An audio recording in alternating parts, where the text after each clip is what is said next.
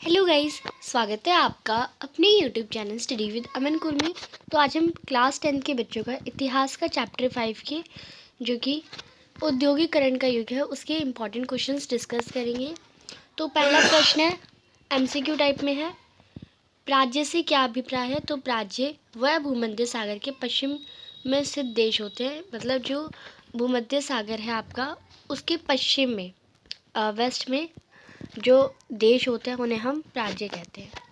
Next है, 19वीं सदी यानी 19th सेंचुरी में किस देश में उद्योगपति द्वारा मशीनों के योग को पसंद किया जाता है? तो 19वीं सदी में किस देश में उद्योगपति द्वारा मशीनों के प्रयोग को पसंद किया जाता है? तो मशीनें के प्रयोग को अमेरिका में पसंद किया जाता है। नेक्स्ट है, कौन से दशक में इंग्लैंड में कारखाने खुले? तो 1730 के दशक में। किसने भाप के इंजन का आविष्कार किया? तो भाप के इंजन का आविष्कार जेम्स वॉट ने करा था, बुक में भी आपके मेंशन है। गुमशुदा कौन थे जिनको भारत में ईस्ट इंडिया कंपनी ने तैनात किया था? वो बुनकरों के ऊपर सुपरवाइज़र थे, जो बुनते थे सामान, उनके सुपरवाइज़र थे। नेक्स्ट है, भारत में सबसे पहली कपड़ा मिल कब लगी? तो सबसे पहली भारत में कपड़ा मिल 1854 में लगी थी। नेक्स्ट है, नए उपभोक्ता तैयार करने के लिए कौन सा तरीका है? विज्ञापनों द्वारा। भारत में आने वाली 2 यूरोपीय जातियाँ कौन कौन सी हैं? तो एक तो पुर्तगाली है और एक है डच। ये 2 यूरोपियन जातियाँ हैं। न्यूकॉमिन द्वारा बनाए गए भाप के इंजन का इनमें से किसने सुधार किया? मैथ्यू बोल्टन ने, जेम्स बॉट ने, हेनरी फोर्ड ने या ग्राहम बेल ने? तो जेम्स बॉट ने किया था। नेक्स्ट है, औद्योगिकरण के सबसे पहले चरण में इंग्लैंड में इनमें से कौन से मुख्य उद्योग थे? तो सबसे पहले इंग्लैंड में उद्योग सबसे पहले क्या क्या हुआ था, मतलब उद्योग किस किस का हुआ था? तो कपास और धातु उद्योग हुआ था। स्पिनिंग यानी ने किस प्रक्रिया में वृद्धि की है? तो वो कताई में उन्होंने वृद्धि करी है, यानी बढ़ाया, उनका ग्रोथ हुई है। फिर यहाँ पे वही सेम क्वेश्चन है बट आपको बस एमसीक्यू फॉर्म में नहीं दिए हैं। तो यहाँ से हम देखते हैं, संसार में वस्तुओं की मांग में वृद्धि की 2 कारण है, यानी संसार में लोग वस्तुओं को मांगते हैं और उनकी ग्रोथ होने में, वृद्धि होने में 2 कारण बताओ। क्योंकि विश्व का व्यापार का विस्तार बहुत बड़ा है और विश्व में उपनिवेशवाद की स्थापना, यानी अब सामान कहीं भी मतलब जा सकता है, कोई भी मना नहीं है। शहरी उत्पादन को कैसे नियंत्रित करते थे? सौदागर किसानों को ऋण देते थे, तो जो सौदागर हैं वो किसानों को कर्ज दे देते थे, जिससे शहरी उत्पादक भी उत्पादन को नियंत्रित करते थे। नेक्स्ट है, उद्योगपति मशीन का प्रयोग नहीं करना चाहते थे। क्यों? क्योंकि सस्ते मानव श्रम का उपलब्ध होना, यानी अब उन्हें फ्री में, मतलब मशीन बहुत महंगी आती है पर मानव जो है सस्ते पैसों में ही उनका काम कर देते थे। नेक्स्ट है, ब्रिटेन के 2 सबसे अधिक महत्वपूर्ण उद्योगों के नाम लिखिए। तो एक सूती उद्योग और एक स्टील उद्योग। फिर यहाँ पे 3 या 5 नंबर के आपके क्वेश्चन है। पहला है, मैनचेस्टर के आगमन से भारतीय बुनकरों के सामने आई समस्या क्या थी? तो जब मैनचेस्टर आए थे तो भारतीय बुनकरों, यानी जो भारत में जो बुनते थे, उनमें क्या समस्या आई? भारत का कपड़ा निर्यात में कमी, यानी भारत का जो कपड़े थे वो एक दूसरी जगह नहीं जाने लगे, फॉरेन कंट्रीज़ में।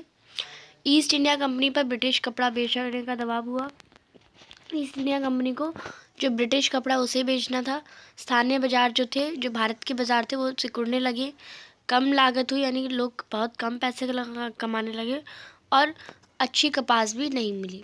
नेक्स्ट है, प्रथम विश्व युद्ध के समय भारत के औद्योगिक उत्पादन बढ़ने के क्या कारण थे? यानी पहला जब प्रथम विश्व युद्ध हुआ था तो भारत का जो औद्योगिक उत्पादन था, जो वो उत्पाद करते थे, बनाते थे, वो बढ़ने लगा, ग्रोथ होने लगी उसकी। कैसे थे उसके कारण बताइए? तो क्योंकि अंग्रेज़ों की युद्ध संबंधी आवश्यकताओं को पूरा करने के लिए, यानी जो अंग्रेज लड़ाई में थे, ब्रिटिश सर जो लड़ाई में थे, वो उनकी आवश्यकता पूरी हो रही थी और उन्हें वर्दी के कपड़े भी मिल रहे थे।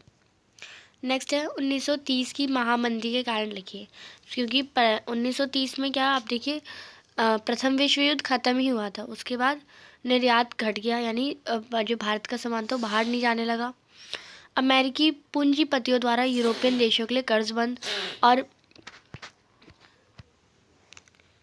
अमेरिका भी लड़ाई लड़ रहा था तो अमेरिका ने अमेरिका में भी पैसों की कमी हो गई तो उसने कर्ज देना बंद कर दिया। कृषि में कृषि में अति उत्पादन हुआ और उद्योगों में मशीनीकरण हुआ। फिर है चौथा प्रश्न, नए सौदागरों का शहर में व्यापार स्थापित करना कठिन क्यों था? तो नए सौदागर क्योंकि पहले पुराने से जमे उकड़े थे और वो एक तरह से कह सकते हैं कि वो सब उन्हीं से सामान खरीदते थे। तो शहरों में उत्पादकों की संगठन और गिल्ड काफ़ी शक्तिशाली थे। कारीगरों को प्रशिक्षण देते थे वो, और उत्पादकों पर नियंत्रण भी रखते थे। मूल्य निश्चित करते थे, नए लोगों को अपने व्यवसाय में आने से रोकते थे। तो इसलिए नए सौदागरों का व्यापार स्थापित करना कठिन था, आज भी कठिन है। पांचवा प्रश्न है, नए उद्योग परंपरागत उद्योगों की जगह क्यों नहीं ले सके? क्योंकि औद्योगिक क्षेत्र में काम करने वाले मजदूरों की संख्या कम थी और प्रौद्योगिकी बदलाव की गति धीमी थी। कपड़ा उद्योग एक गतिशील उद्योग था और उत्पादन एक बहुत बड़ा कारखानों के बजाय गृह उद्योग द्वारा पूरा होता था। प्रौद्योगिकी काफ़ी महंगी थी, इसलिए जो नए परंपरागत लोग थे वो नहीं आ पाते थे और मशीन भी खराब हो जाती थी जिनकी मरम्मत में काफ़ी खर्चा लगता था। छठा प्रश्न है, भारतीय सौदागरों के नियंत्रण वाला यह नेटवर्क टूटने लगा था। यूरोपीय कंपनियों ने धीरे धीरे स्थानीय अदालतों से विभिन्न प्रकार की रियासतें प्राप्त करके व्यापार पर अधिकार प्राप्त करे थे। बाद में व्यापार पर एकाधिकार प्राप्त कर लिया। सूरत और हुगली के बंदरगाह पर व्यापार हटने से जहाँ से स्थानीय व्यापार कार्य संचालन करते थे। पहले जिस कर्ज में वह व्यापार करते थे या चलता था वह भी समाप्त हो गया। सातवां प्रश्न है, ईस्ट इंडिया कंपनी ने भारत में बुनकरों पर निगरानी रखने के लिए गुमशतों को क्यों नियुक्त करा? अभी आपने पढ़ा था ना किसने नियुक्त करा था, तो गुमशतों ने। अब गुमशतों को क्यों रखा, क्यों नियुक्त करा? क्योंकि वह बुनकरों को कर्ज देते थे, यानी वो उन्हें लोन देते थे एक टाइप से, ताकि वह किसी और व्यापारी को माल तैयार करके ना दे सके। यानी वो निगरानी इसलिए रखते थे कि वो किसी और व्यापारी को माल ना दे सके, ब्रिटिशर यानी ईस्ट इंडिया कंपनी को ही दे। वह खुद बुनकरों से तैयार माल इकट्ठा करते थे और वह खुद कपड़ों की गुणवत्ता की जांच करते थे। आठवां प्रश्न है, जाबर कौन थे? नई कारखाना प्रणाली उनकी क्या स्थिति थी? तो उद्योग नए मजदूरों की भर्ती के लिए एक जाबर रखते थे। जाबर कोई पुराना विश्वास कर्मचारी होता था। वह गांव से लोगों को लाता था, काम का भरोसा देता था और शहर में बसने के लिए मदद करता था। जॉबर जो है जस्ट लाइक जॉबर, जॉब को प्रोवाइड कर रहा है, कुछ इस टाइप से आप याद कर सकते हैं। मदद के पहले जो है मदद के बदले पैसे व तोहफे मांग करके लगता था और उनकी ज़िंदगी को नियंत्रित करने लगा था। नौवां प्रश्न है, ब्रिटिश निर्माताओं ने यानी ब्रिटिश को जो बनाया, विज्ञापनों की मदद से भारतीय व्यापार किस प्रकार कब्जा किया? तो ब्रिटिश ने के निर्माताओं ने, मतलब जो ब्रिटिश कंपनी ने बनाई, उन विज्ञापनों की वजह से, मतलब एडवर्टाइजमेंट की हेल्प से ही भारतीय व्यापार को कब्जा कर लिया था। कैसे? उत्पादन को बेचने के लिए कैलेंडर, अखबारों व मैगजीन का, यानी मतलब कुछ बेचना हो ना तो वो एक तरह से कैलेंडर उस पर छाप, जो उन्हें बेचना हो कैलेंडर पे बना देते थे और कैलेंडर बेचते थे, जिससे और उनका उत्पादक बेचता था। लेबलों पर भारतीय देवी देवताओं की तस्वीर लगी होती थी और उनके लेबल पे, क्योंकि हम भारत के लोग संस्कृति को बहुत मानते हैं इसलिए देवी देवताओं की तस्वीर लगा देते थे। ईश्वर भी यही चाहता है कि लोग उनकी चीज़ों को खरीदें और उन्हें लगता था कि अगर ईश्वर की फ़ोटो लगा देंगे तो वो भी यही चाहेगा कि ये चीज़ खरीदो।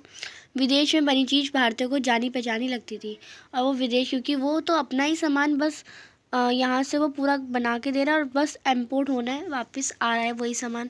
तो विदेश में जो बस बैन वैन और टैग वगैरह लगा के तो उन्हें जानी पहचानी सी लगती थी।